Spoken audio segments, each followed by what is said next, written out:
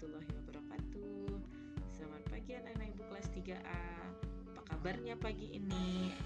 Semoga kalian semua dalam keadaan sehat walafiat. Pagi ini kita akan lanjutkan pelajaran kita, yaitu di tema 7, subtema 3, pembelajaran 2. Sebelumnya anak-anak ibu, marilah kita berdoa agar pembelajaran ini bisa mendapatkan hasil yang maksimal untuk kamu, meskipun kita dalam keadaan darurat.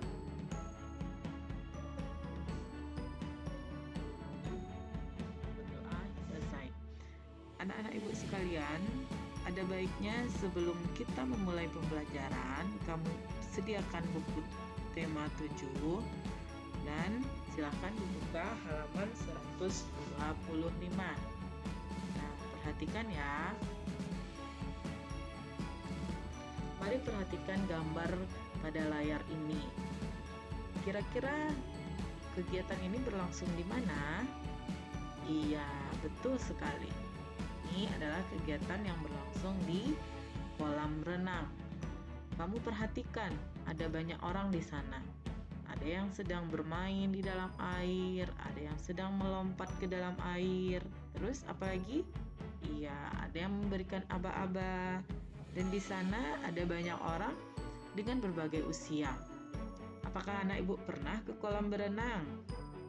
Iya, betul sekali. Kita sudah pernah melakukan kegiatan berenang pada awal Februari dahulu, yaitu di Merlin. Masih ingat? Nah, sekarang untuk lebih memahami gambar ini, silahkan kamu membaca teks bacaan bermain di kolam berenang pada halaman 125. Ingat, di sana kamu akan memulai dengan membaca pemahaman. Jangan lupa ya, aturannya apa saja. Kemudian yang kedua, membaca nyaring. Mudah-mudahan semakin hari anak-anak ibu semakin lancar dalam membaca dan semakin mantap dalam membaca pemahaman. Oke. Tanda-tanda aturan di kolam renang. Yang pertama yaitu tanda kedalaman air. Nih, nanti kamu akan menemukan ada kode-kodenya seperti ini, 1,3 meter. Itu artinya adalah kedalaman air pada kolam ini 1,3 meter. Iya. Yang kedua, ada gambar seperti ini, artinya adalah dilarang mendorong, karena itu akan membahayakan keselamatan orang yang didorong. Kemudian yang ketiga, dilarang terjun di kolam dangkal.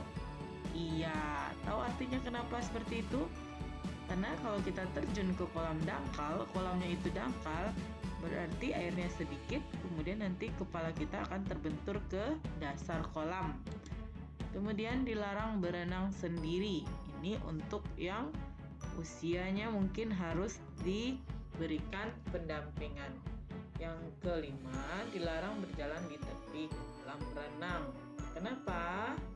Iya, betul sekali. Kolam renang itu di pinggirnya itu adalah sangat licin. Iya, betul sekali.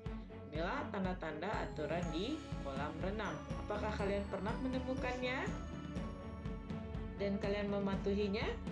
Iya, betul sekali. Nah, ayo membaca. Teks bacaan alat komunikasi tradisional dan modern pada halaman 127 dan 128. Ingat selalu ya aturan yang Ibu berikan saat kita membaca teks. Nah, setelah kalian membaca teks, apakah yang harus kalian lakukan? Betul sekali. Kelompokkan alat komunikasi yang terdapat pada teks bacaan di atas dalam tabel berikut. Nah, ada dua tabel. Yang pertama, alat komunikasi tradisional. Yang kedua, alat komunikasi modern. Bisakah kalian menyebutkan salah satu alat komunikasi tradisional? Iya, surat termasuk alat komunikasi pada saat zaman dahulu. Terus apalagi alat komunikasi yang tradisional? Nah, Kalian bisa menanyakan kepada kedua orang tua ataupun kakak kalian di rumah. Jangan lupa ya, belajar yang rajin. Nah, sekarang kalian harus melengkapi kalimat rumpang berikut. Nah, yang pertama adalah alat komunikasi titik-titik digunakan pada masa lalu. Yang kedua, titik-titik termasuk ke dalam alat komunikasi tradisional. Lonceng dan bla bla bla memiliki fungsi yang sama. Telepon kini berkembang menjadi ponsel, merupakan salah satu alat komunikasi. Iya, titik-titik. Kalian tahu, kalian harus mengambil 5 kata yang ada di bawah ini. Caranya agar gampang adalah, masih ingat? Iya. Yang pertama, jika kalian sudah menggunakannya di nomor 1, silahkan dikasih tanda. Bisa disilang atau di checklist agar tidak menjadikan sebuah keraguan kepada anak. Nah, kita lanjutkan. Jangan lupa ini dikerjakan ya. Nah, ini ada Edo, Udin, dan Beni. Apa yang mereka lakukan? Betul sekali, mereka berdiskusi sambil mengamati. Diskusi adalah salah satu contoh bentuk komunikasi, bentuk berhubungan dengan orang lain. Udin tidak berbicara sendiri. Masih ingat? Kita adalah makhluk sosial. Betul sekali. Beni memberikan pendapat dengan santun. Ingat ya, dengan santun.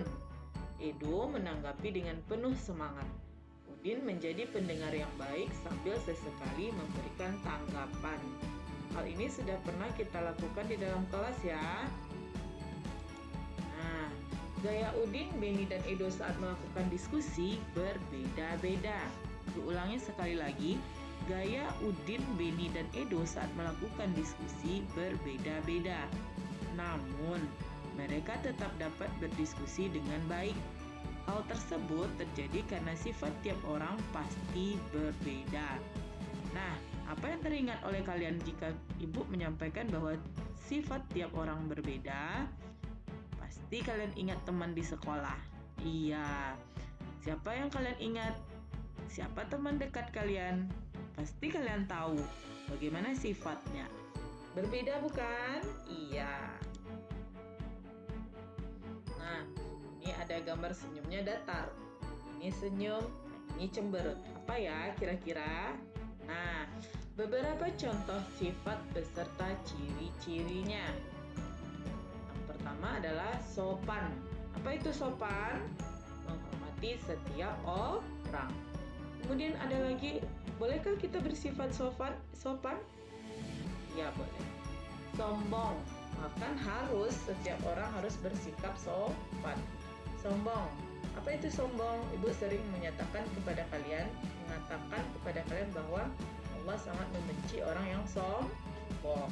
Ingat ya, selalu merasa lebih baik dari yang lain. Merasa diri lebih baik dari yang lain. Merasa baik itu harus, tapi merasa lebih baik dari yang lain, bahkan selalu, itu adalah sikap yang tidak baik, sifat sombong. Kemudian ada yang ketiga, keras kepala. Itu apa artinya? Ciri-cirinya adalah tidak mau mendengarkan pendapat orang lain. Dia hanya ingin pendapatnya saja. Nanti kalau dalam musyawarah itu pasti dia mau menang sendiri. Iya, betul sekali. Kemudian berikutnya ada rendah hati. Boleh? Boleh. Selalu menghargai orang lain. Yang tidak boleh adalah rendah diri. Ingat ya, rendah hati itu bagus, rendah diri itu tidak baik. Oke? Kemudian yang terakhir ada humoris. Senang membuat suasana riang dan penuh tawa. Nah, orang humoris inilah yang akan disenangi oleh lingkungannya. Jadi kita lanjutkan. Ayo mengamati. Amati 5 orang temanmu. Walaupun kamu sudah libur beberapa hari, tapi Ibu yakin kamu masih ingat. Coba diingat-ingat 5 orang teman. Tuliskan namanya terlebih dahulu.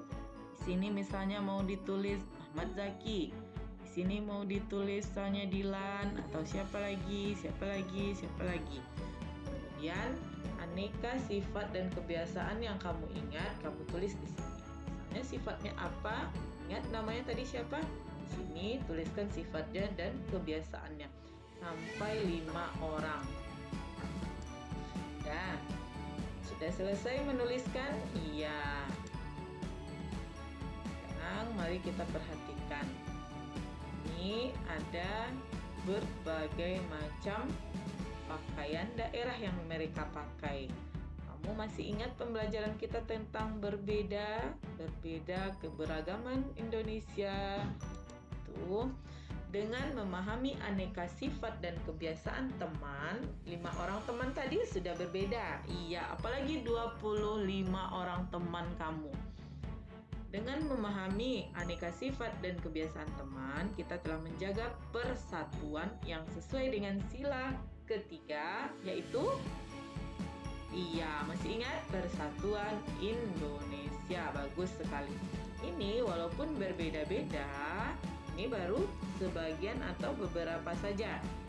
Sedangkan Indonesia memiliki keberagaman yang lebih banyak daripada ini.